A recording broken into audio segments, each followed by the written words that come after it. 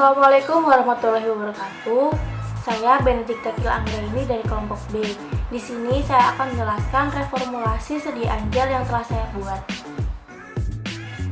Yang pertama, saya akan menjelaskan pengertian gel. Gel adalah sediaan semi padat yang jernih, tembus cahaya, dan mengandung zat aktif. Gel terdiri dari substansi yang dibuat dari partikel anorganik yang kecil atau molekul air yang besar dan terpenetrasi oleh suatu cairan. Selanjutnya saya akan menjelaskan tentang formulasi baku yang saya buat. Di formula baku ini saya mengambil dari judul skripsi, formulasi dan evaluasi fisik masker peel off yang mengandung ekstrak etanol 96% kulit batang nangka. Di sini ada 3 formulasi. Nah, dari 3 formula tersebut saya mengambil pada formula ketiga karena di jurnal ini itu dia membahasnya tentang perbandingan zat aktifnya. Jadi di formula pertama itu ada zat aktif 1%, formula 2 itu zat aktifnya 3%, dan formula 3 itu zat aktifnya 5%. Kenapa saya memilih 5%? Karena semakin tinggi nilai konsentrasi dari zat aktifnya itu dia semakin bagus dan hasil masker peel off-nya itu juga semakin bagus. Nah, dari tiap-tiap bahan itu fungsinya masing-masing. Yang pertama, ekstrak kulit batang nangka itu dia sebagai zat aktif. Yang kedua ada asam glikolat, dia sebagai exfoliating agent. Yang ketiga ada niacinamide, dia sebagai lightening. Yang keempat dia ada PVA sebagai gelling agent. Lalu ada gliserin sebagai humectant. Kemudian ada twin 80 sebagai surfaktan. Lalu ada etanol 96% itu dia sebagai pelarut, dan aquades dia juga sebagai pelarut. Kemudian selanjutnya yaitu literatur reformulasi. Literatur reformulasi ini saya mengambil dari judul jurnal Formulasi dan Evaluasi Fisik Masker Wajah Gel Peel Off Ekstrak Kulit Buah Naga Merah. Di sini ada 3 formulasi. Nah, dari 3 formulasi tersebut saya menjelaskan fungsi dari tiap-tiap bahannya dulu. Yang pertama itu ada ekstrak kulit buah naga merah. Kenapa saya memilih itu? Karena kulit buah naga merah itu dia mengandung antioksidan.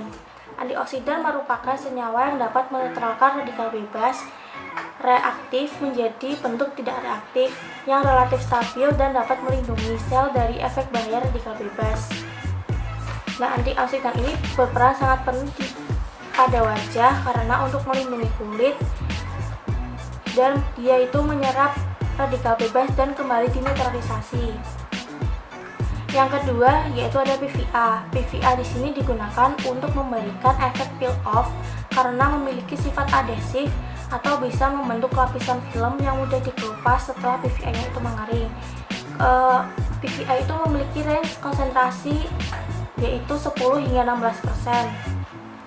Lalu ada HPMC. HPMC di sini dia digunakan sebagai membentuk atau membuat sediaan gelnya itu lebih jernih dan bersifat netral dan mempunyai viskositas yang stabil dalam jangka penyimpanan yang panjang. HPMC ini dia memiliki konsentrasi 5 hingga 15%. Selanjutnya ada gliserin. Gliserin ini digunakan sebagai humectant dan emolien pada konsentrasi 30%. Selain itu juga digunakan dalam gel cair maupun cair sebagai pelarut dan kosolven. Bahan ini tidak kompatibel dengan pengoksidasi kuat seperti kalium permanganat. Lalu yang selanjutnya ada metilparaben. Metilparaben ini digunakan sebagai pengawet antimikroba dalam sediaan tersebut. Metilparaben ini memiliki konsentrasi 0,18%. Lalu ada propilparaben. Di sini dia juga digunakan sebagai pengawet.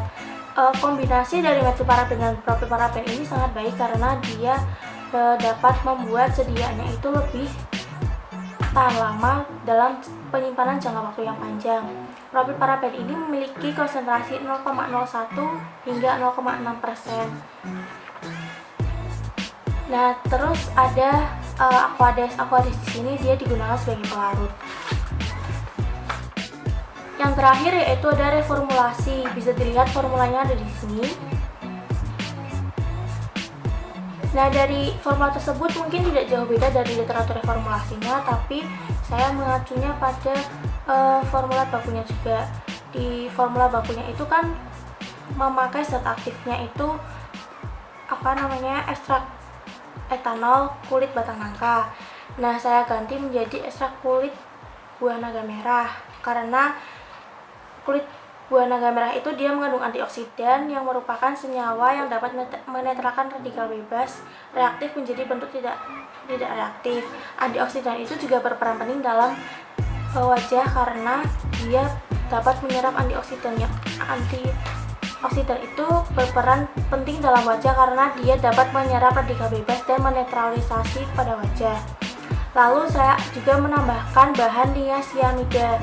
Niasinamida ini dia berfungsi sebagai penghalang lapisan kulit sehingga meningkatkan resistensi kulit terhadap lingkungan dari senyawa yang dapat merusak seperti surfaktan, pelarut, dan dapat melindungi iritasi, inflamasi, dan kekasaran pada kulit. Selain itu, niasinamida itu juga dapat memudarkan efek garis-garis halus dan dapat mencegah penuaan dini juga. Dan satu lagi dia juga sebagai anti jerawat.